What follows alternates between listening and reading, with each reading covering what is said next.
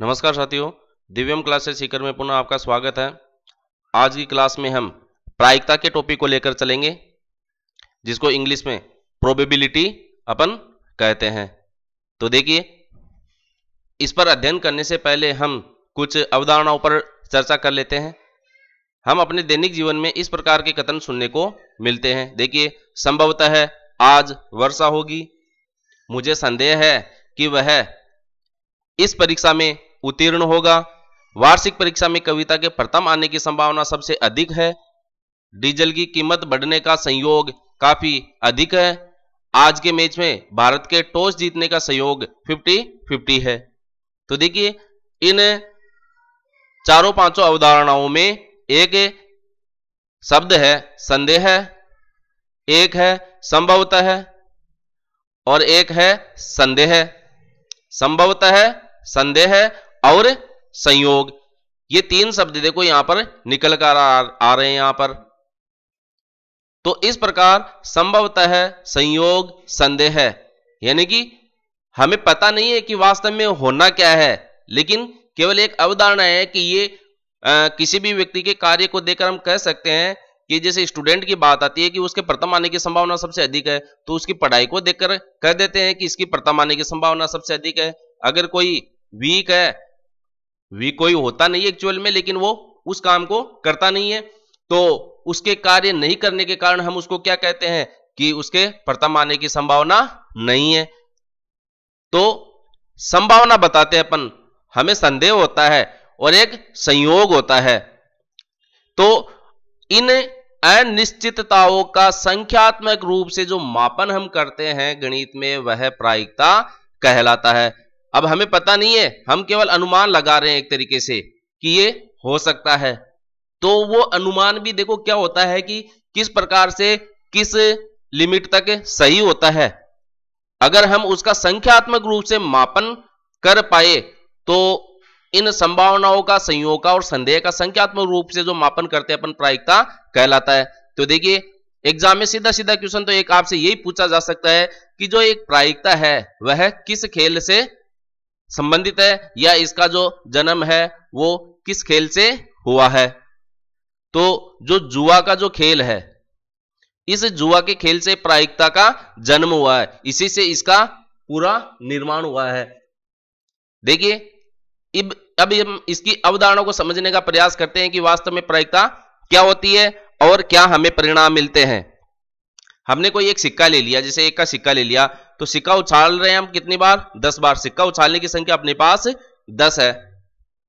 अब मैं आपसे यहां ये कहूं कि उस सिक्के को 10 उछालने पर अपने पास चित कितनी बार आया और पट कितनी बार आया, जिसमें अपन इसको एक तो हेड कहते हैं इंग्लिश में, एक को टेल कहते हैं। हेड और टेल, हेड का मतलब चित है, टेल का मतलब पट है। तो मान के चले आप एक बार, जैसे हम परिणाम को ये बता देते हैं कि ये 5 बार आया और यह भी 5 बार आया।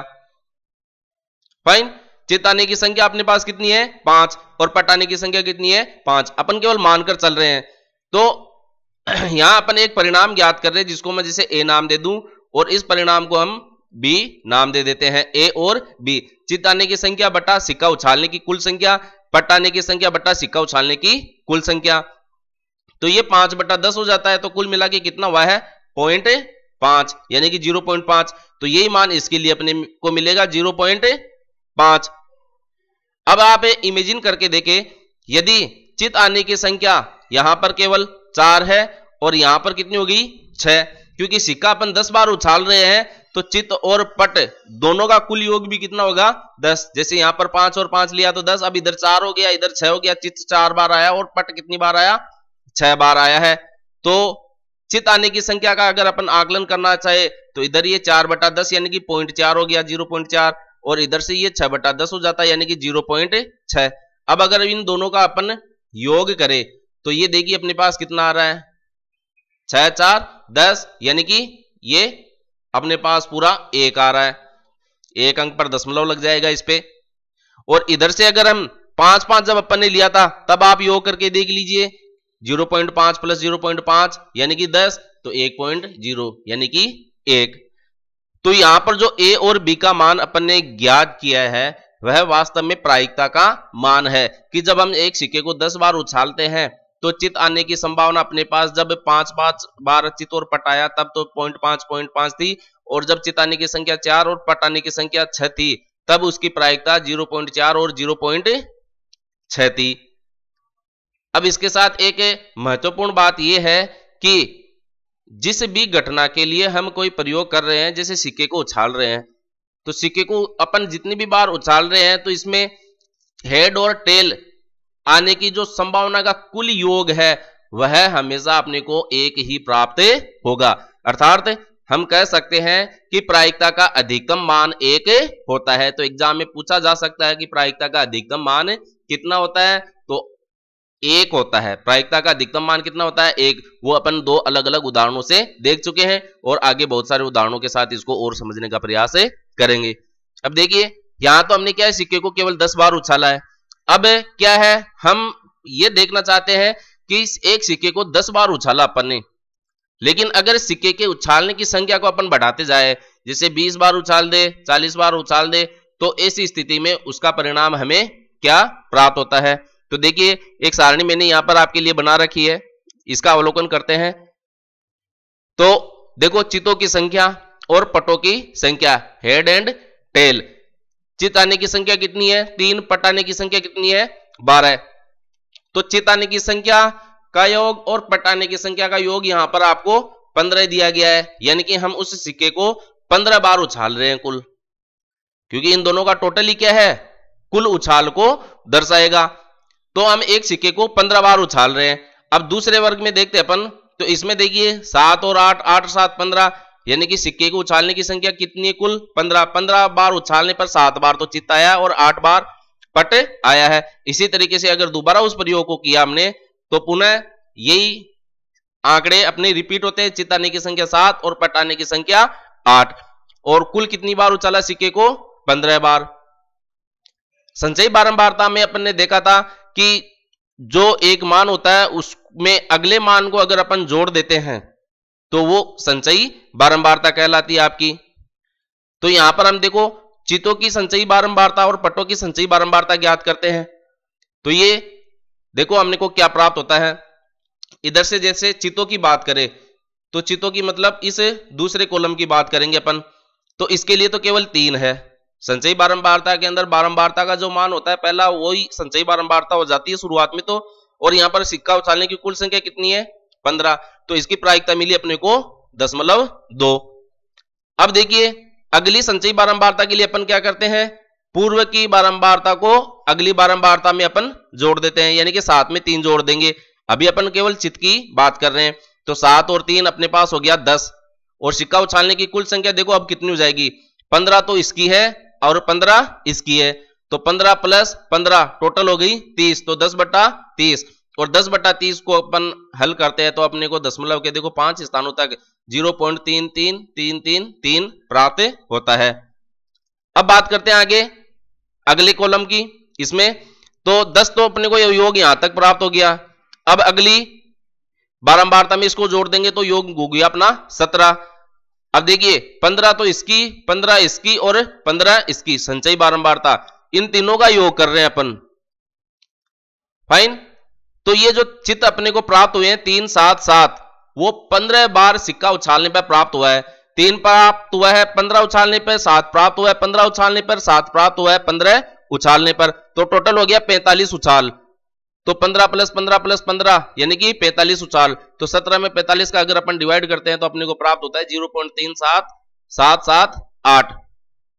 इसी तरीके से अपन पटों की संचयी संख्या लिख लेते हैं। तो पट पहली बार मिला 12, तो 12/15 0.8, फिर 12 में 8 जोड़ देंगे 20, तो ये दोनों बारंबारताओं का अपन योग कर रहे हैं, तो दोनों की उछाल कितनी है, 15 और 15 30, तो ये 20/30 हो गया। और इसी तरीके से फिर 8 इसमें और ऐड कर देंगे तो 28, और तीनों की उछाल कितनी होगी 45, तो ये 28/45 और डिवाइड करते हैं तो अपने को 0.6222 प्राप्त हो रहा है। अब देखिए हम एक महत्वपूर्ण बात पर चर्चा करते हैं कि इसकी अवधारणा क्या छिपी हुई है।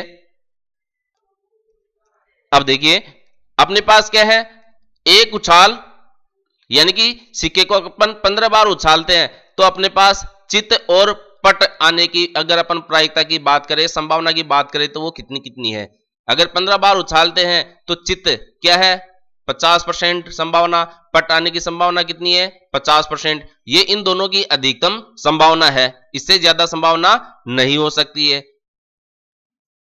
ठीक है, तो ये जो अधिकतम संभावना है वो हम जो सिक्कों को उछालने की संख्या है उसको अगर अपन बहुत अधिक बार दोहराते हैं तब जाके प्राप्त होती है। ये नहीं कि सिक्के को एक ही बार उछाल दिया तो अपने को हेड भी मिल सकता है, टेल भी मिल सकता है। अगर हेड मिल गया यानी कि चित मिल गया तो पट की तो प्रायिकता क्या होगी 0, इसलिए 50% कहां हुई, तो 0 से 50% तक वेरी होती है सिक्के के उछाल की, जो हेड या टेल आने की जो संभावना है वो। लेकिन कब 0 तो अपने को मिल भी सकता है, नहीं भी मिल सकता। लेकिन अगर इसकी उछाल को हमें अधिक कर दे, जैसे 1000 उछाल कर दे अपन, और 1000 उछाल के आंकड़ों को लिखे हेड कितनी बार आया, टेल कितनी बार आया, तो हम देखेंगे कि इनका जो मान है वो 50% के लगभग नजदीक आ जाता है। अब इस चीज को देखो समझने का प्रयास करते हैं कि वो कैसे आ रहा है।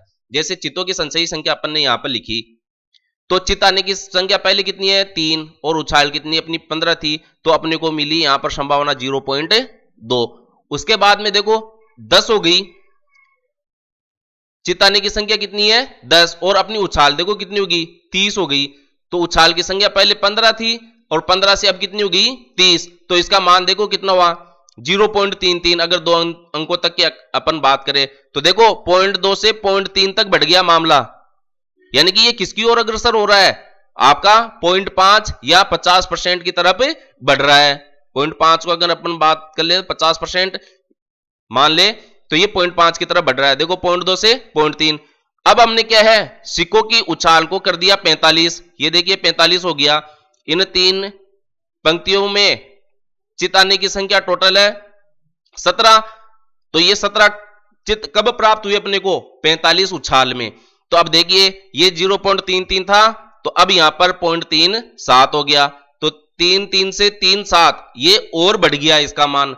तो जैसे जैसे हम सिक्कों की उछाल को बढ़ाते जाएंगे वैसे वैसे चित आने की जो प्रायिकता है वो 0.5 की ओर बढ़ती जाएगी, यानी कि यह अपना वास्तविक या अधिकतम मान प्राप्त करने की ओर अग्रसर रहती है। लेकिन शर्त इसमें केवल यही रहती है कि उछाल की संख्या अधिक से अधिक होनी चाहिए।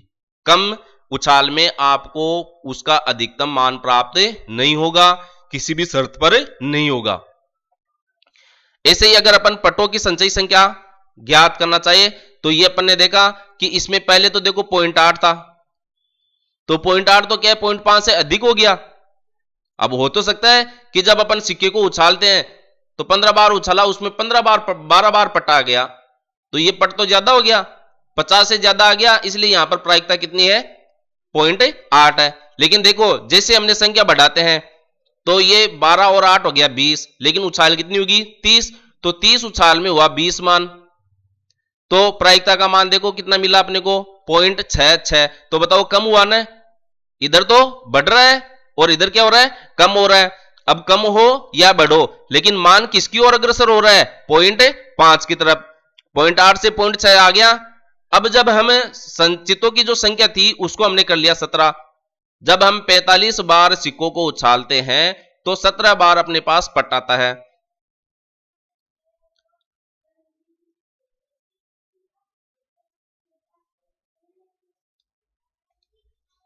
सॉरी, इसमें देखिए संचयी बारंबारता अपन लेके चल रहे हैं तो 12, 8, 20 और 28।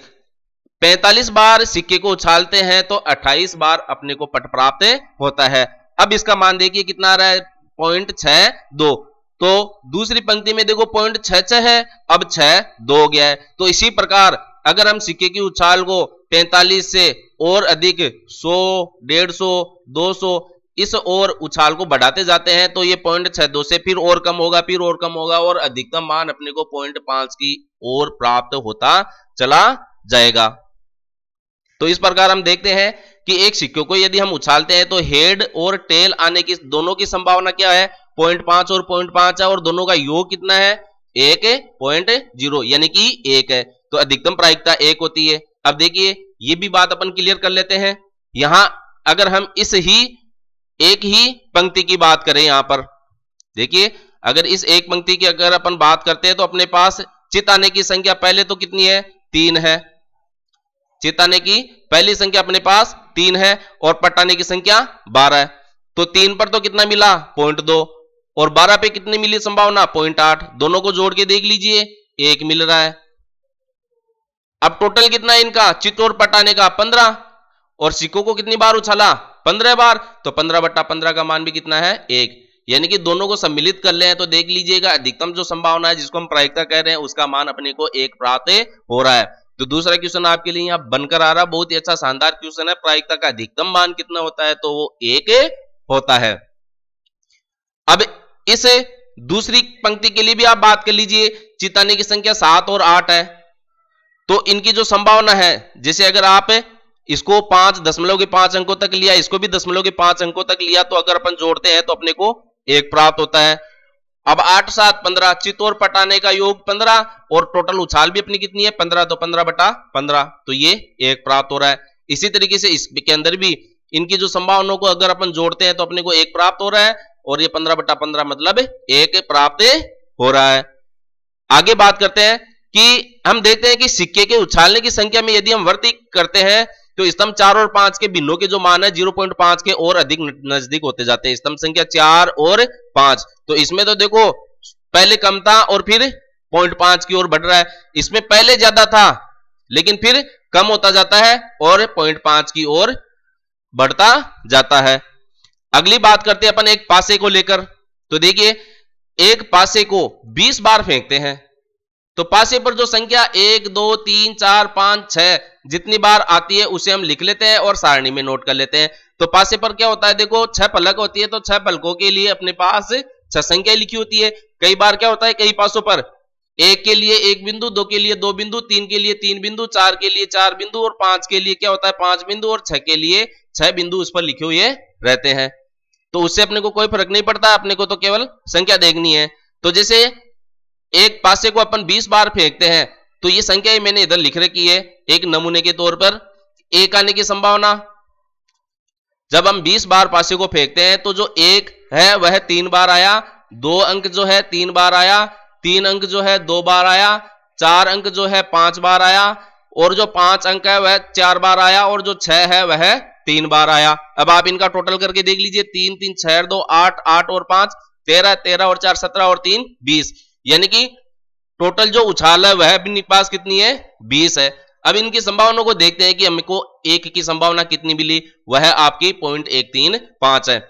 देखिए जिस भी घटना के लिए आप जितना प्रयोग करते हैं, जितनी बार प्रयोग करते हैं उसको अपन हर में लिखकर चलते हैं, और उसके परिणाम अपने को कितनी बार प्राप्त हुए उसको अपन अंश में लिखते हैं। तो घटना पर अंक 1 आने की संभावना अपने पास 3 है और कुल उछाल कितनी है अपने पास 20 है, तो 3/20 अंक 1 के आने की संभावना हो गई, तो वो है 0.15। इसी तरीके से अंक 2 के आने की संभावना अपने पास 3 है, यानी कि 3 आया है, और पासे को उछाला कितनी बार है 20 बार है। ये सभी के लिए आएगा क्योंकि हमने 20 बार जब पासे को उछाला है तो 1 से लेकर 6 तक के जो अंक आए हैं उनकी संख्या हमने उसके आगे लिख रखी है। तो इसका मान परिणाम भी अपने पास 0.15 है। अंक 3 जो है वह 2 बार आया है, तो 2 की संभावना 2/20 हो गई, यानी कि इसकी संभावना 0.1 हो गई। इसी तरीके से 5/20 के लिए 0.25, 4/20 के लिए 0.2, 3/20 के लिए 0.15। अंक जो 6 है वह 3 बार आया, तो कितनी बार आया, रिजल्ट 3 बार मिला, और टोटल कितनी बार एक्सपेरिमेंट किया, पासे को कितनी बार उछाला 20 बार, तो 3/20 का मतलब 0.15। अब हम इन्हें ये कहा था कि प्रायिकता का जो है अधिकतम मान 1 होता है, तो इसके लिए क्या किया हमने, देखो 1 से लेकर 6 तक जो अंक आए हैं उन सब की संभावना को अपन जोड़ लेते हैं। तो इन सब का देखो हमने जोड़ किया 0.15, 0.15, 0.1, 0.25, 0.2, ये सारा इनका जोड़ कर रखा है, तो करके देख लीजिएगा अपने को 1 प्राप्त होता है। अब दूसरी बात, 1 से लेकर अंक 6 तक की जो परिणाम अपने को प्राप्त हुए उनको लिख लिया, और उन परिणामों को करने के लिए प्रयोग किया 20 बार, तो इनका टोटल भी देखो कितना आ रहा है 1 प्राप्त हो रहा है। तो इस प्रकार हमने प्राप्त परिणाम के अंदर जितनी बार हमने प्रयोग किया उसका भाग देते हैं तो वो संभावना अपने को प्राप्त होती है। इस संभावना को अपन प्रायिकता कहते हैं। तो इसके लिए देखो पासे के लिए जैसे हमने यहां पर इसको परिणाम ए बता दिया, पासे पर एक आने की संख्या बटा पासा फेंकने की कुल संख्या। एक आने की संख्या देखो अपने पास कितनी है 3, और पास से फेंकने की कुल संख्या कितनी है 20, तो ये 3/20 और 3/20 का मान 0.15। इसी तरीके से इसको अगर अपन बी नाम दे दे तो पासे पर 2 आने की संख्या अपने पास है, वो भी 3 है, तो 3/20 वो हो जाएगा, तो 0.15 दोबारा वही आ जाएगा। इसी तरीके से अगर अपन 3, 4, 5 और पासे पर 6 आने की संख्या, इन सब का मान ज्ञात करते हैं, तो ये एक तरीके से फॉर्मूले के रूप में हो गया है।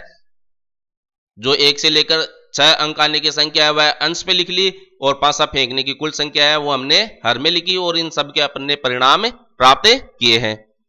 अब एक काम कीजिएगा, हम कल्पना कर सकते हैं या आप प्रयोग भी कर सकते हैं। पासा ले लीजिए एक और उसको 40 बार उछालिए, और 1 से लेकर जो 6 तक के अंक है ये कितनी बार आते हैं उन सब को आप नोट करते चलिए, और उन सब के लिए फिर आप परिणाम ज्ञात कीजिए कि एक कितनी बार आया और उसमें 40 का भाग दीजिए, 2 कितनी बार आया उसमें 40 का भाग दीजिए, अंक 3 कितनी बार आया उसमें 40 का भाग दीजिए, इसी तरीके से 4, 5 और अंक 6 कितनी बार आया उसमें 40 का भाग दीजिए। टोटल करके देख लीजिएगा, उसका भी परिणाम आपको एक ही प्राप्त होगा। तो हम देख क्या रहे हैं कि पासे को फेंकने की संख्या में भी वृद्धि होने के साथ साथ परिकलित किए गए प्रत्येक भिन्न का जो मान है वह 1/6 के और निकट आता जाता है। अब देखिए यहां पर जो अंक 1 है या 2 है या 3 है या 4 है या 5 है या 6 है, उसके आने की जो संभावना है वो 1/6 है, क्योंकि जो पासे पे 6 अंक है 1 से लेकर 6 तक वो 6 भागों में डिवाइड हो गए हैं। यानी कि एक बार पासा उछालते हैं तो कोई एक अंक आ सकता है, तो वो टोटल कितने में से आ रहा है 6 में से आ रहा है। तो कोई भी एक अंक के आने की यहां पर जो संभावना है वह 1/6 है, लेकिन सभी अंकों की जो कुल प्रायिकता है वह 1 ही होती है। तो कुल मिला के रिजल्ट वाली बात क्या है कि यदि आपको वास्तविक मान या उसका अधिकतम मान प्राप्त करना है तो हमें परिणामों की संख्या यानी कि जो अपन प्रयोग करते हैं प्रयोगों की जो संख्या है वह हमें बढ़ानी पड़ती है। प्रयोग की संख्या बढ़ाने पर जो है हमें प्रायिकता का अधिकतम मान प्राप्त होता जाता है। अब देखिए हम इसको एक अलग उदाहरण से समझने की और कोशिश करते हैं। 2 सिक्कों को अपन एक साथ 10 बार उछालते हैं। देखिएगा अब हम 2 सिक्के ले रहे हैं और उसको कितनी बार उछालने का प्रयास करेंगे 10 बार उछालेंगे उसको, और अपन जो प्रयोग में जो परिणाम प्राप्त हो रहे हैं उसको देखो नीचे इस प्रकार से देखते हैं। 2 सिक्कों को उछालने की जो संख्या है अपने पास 10 है। सबसे पहले हमने लिखा है चित न आने की संख्या। चित न आने की संख्या जैसे 4 आ गया कि 4 बार चित आया ही नहीं, दोनों ही सिक्कों को उछालते हैं, दोनों ही सिक्कों को उछालते हैं तो चित आया ही नहीं 4 बार। एक चित आने की संख्या यानी कि 2 सिक्कों को अगर अपन उछालते हैं तो जो चित आने की संख्या है वह कितनी है 2 है। एक चित आने की संख्या कितनी अपने पास 2 है। इसको आप हेड एंड टेल मान लीजिए, तो ये एक का सिक्का हो गया, इधर नक्शा हो गया। तो कुल मिला के बात ये है कि चित आने की संख्या 2 है और 2 चित आने की जो संख्या है वह कितनी अपने पास 4 है। यानी कि सिक्के को उछालते हैं तो दोनों ही बार अपने को चित प्राप्त होता है। अब इनका टोटल आंकड़ा देख लीजिए, 4 2 6 और 4 10, यानी कि सिक्के को 10 बार उछाला है और कुल इनकी उछाल भी अपने को कितनी मिल रही है 10 मिल रही है। अब इसका जो रिजल्ट अपने को मिल रहा है उसकी अगर अपन बात करें तो देखो क्या है, ये 4 बार आया, ये 2 बार आया और यह 4 बार आया। तो चित ना आने की जो संभावना है वह कितनी है, चित ना आने की संख्या, तो चित कितनी बार नहीं आया 4 बार, और कुल कितनी बार सिक्कों को उछाला 10 बार, तो ये हो गया 4/10 यानी कि 0.4, 2 सिक्कों को उछालने की कुल संख्या। बात करते हैं एक चित आने की संख्या 2 है, तो एक चित आने की संख्या बटा 2 सिक्कों को उछालने की कुल संख्या 2/20 बराबर 0.2। प्राप्त होता है अपने को। फिर बात करते हैं अपन दो चित आने की संख्या। अपने पास क्या है, दो चित आने की संख्या, वो 4 है, तो घटना तो ऊपर लिख दी अपने, परिणाम कितना हुआ और टोटल कितनी बार प्रयोग किया, 10 बार, तो ये भी 0.4। और इन सब को अगर अपन जोड़ते हैं तो अपने को टोटल संभावना जो प्राप्त होती है प्रायुक्ता के रूप में देखिएगा एक ही प्राप्त होती है। चित ना आने की, एक चित आने की और दो चित आने की टोटल संख्या कितनी होगी, 10, और प्रयोग कितनी बार किया, 10, तो ये भी देख लीजिएगा अपने को एक ही प्राप्त होता है। यानी कि कुल प्रायिकता का जो मान है वह सदैव एक ही होता है। तो इसमें भी देखो एक महत्वपूर्ण बात है, सिक्का उछालने की जो संख्या है उसको बढ़ाते हैं तो सिक्का उछालने की संख्या जितनी बढ़ती जाएगी उतनी ही ए बी सी के मान क्रमशः 0.5, 0.25, 0.25 के निकट आ जाएंगे। देखिए इसको अपन बता देते हैं ए, इसको अपन बता देते हैं बी और इसको अपन बता देते हैं सी। अब इसके लिए तो जो संभावना है वह 0.5 बता रहा है वो, और इसके लिए 0.25 और इसके लिए कितनी बता रहा है, 0.25 बता रहा है। दो संभावनाएं हैं 0.25 की, चित ना आने की संख्या, एक चित आने की संख्या और दो चित आने की संख्या।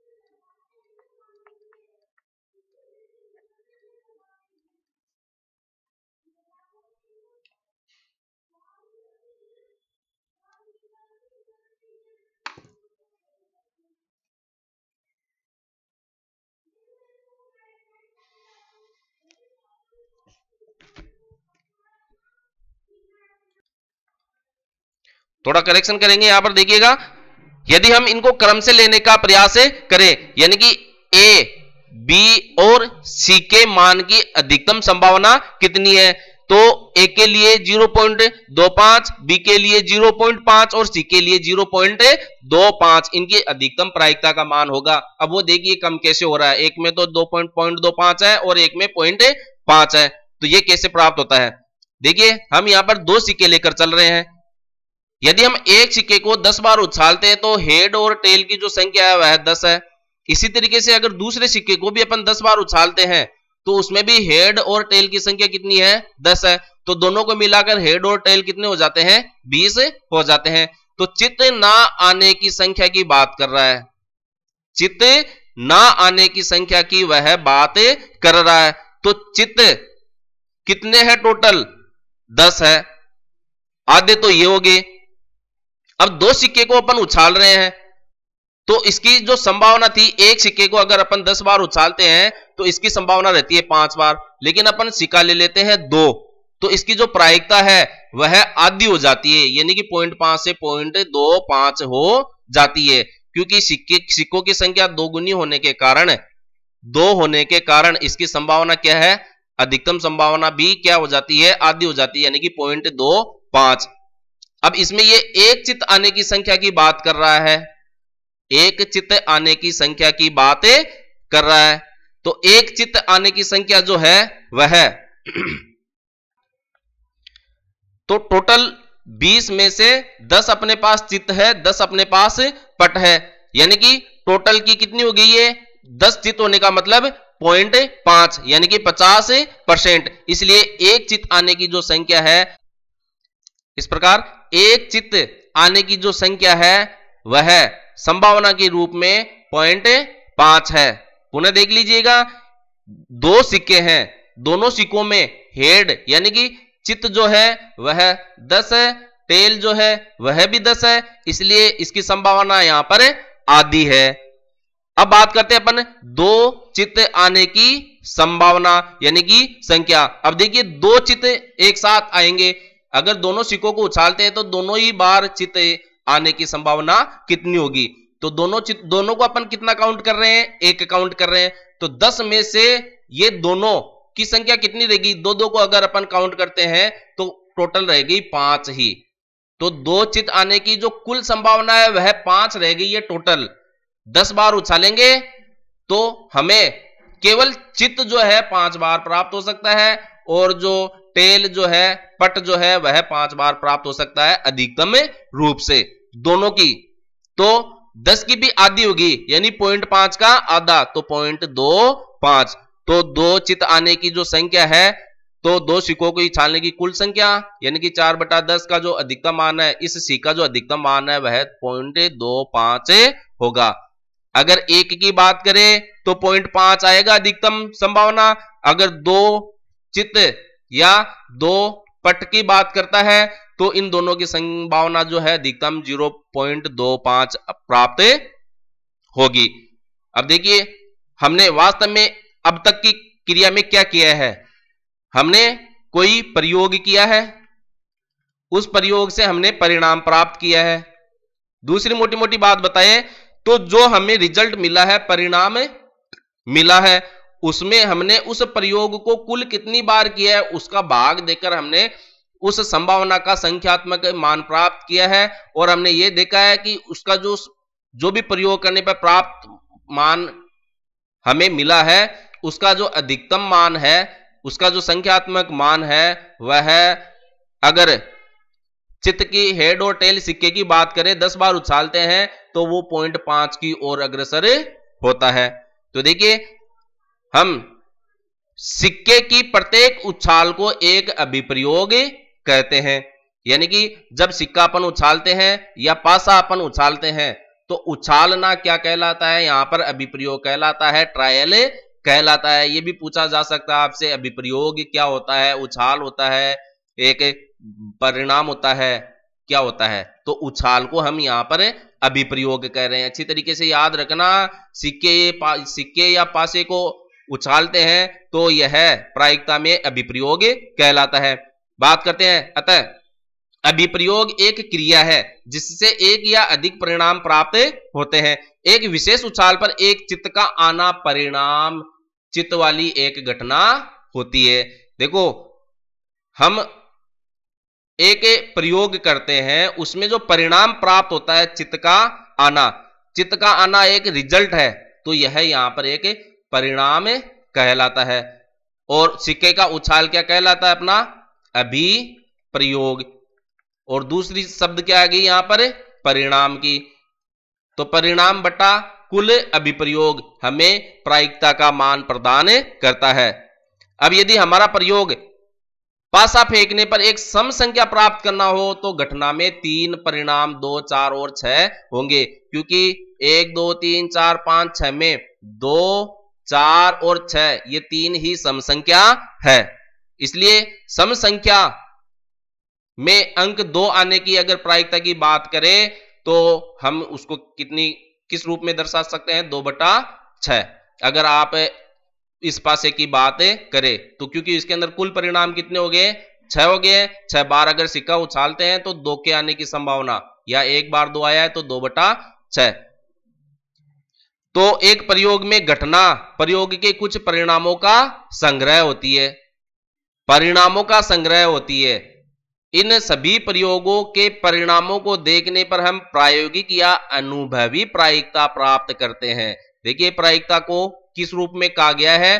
प्रायोगिक या अनुभवी प्रायिकता। तो अब हम प्रायिकता की जो मेन परिभाषा है, मेन जो उसका सूत्र है, जो अब तक मैंने आपको विभिन्न उदाहरणों से समझाया है, उसका एक जनरल जो सूत्र है वो हम लेकर आ रहे हैं। देखिए तो माना अभिप्रयोग की कुल संख्या अपने पास कितनी है? n है। अभिप्रयोगी की कुल संख्या यानी कि सिक्के या पासा को हमने कितनी बार उछाला है? n बार। और घटना E के घटने की अनुभव की प्रायिकता निम्न रूप से परिभाषित है। तो इसको हम कह सकते हैं प्रोबेबिलिटी,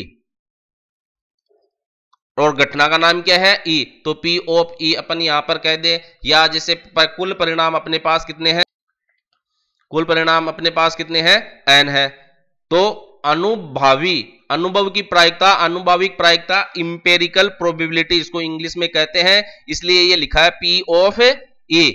तो अभिप्रयोगों की संख्या जिनमें घटना घटी है और अभिप्रयोग की कुल संख्या। तो ये मेन रिजल्ट यहां पर आपका निकल कर आ रहा है प्रायिकता का, जो अब तक मैंने आपको विभिन्न सूत्रों से समझाया। सिक्के को एक सिक्के को, दो सिक्के को और एक पासे को यदि अपन उछालते हैं तो अपने को क्या क्या रिजल्ट प्राप्त होते हैं, और हमने कुल कितनी बार उछाला वो हमने हर में लिया, और क्या परिणाम प्राप्त हुआ उसको हमने अंश में लिखा है। तो ये अब तक की आपकी क्लास में प्रायिकता का मूल आधार था। प्रायिकता क्या होती है, इसका अधिकतम मान कितना होता है, ये कहां से इसका जन्म हुआ है, इन सभी बिंदुओं पर अपने चर्चा कर ली है। अब अगली क्लास में आगे विभिन्न प्रकार के प्रश्नों पर अपन चर्चा करेंगे। धन्यवाद।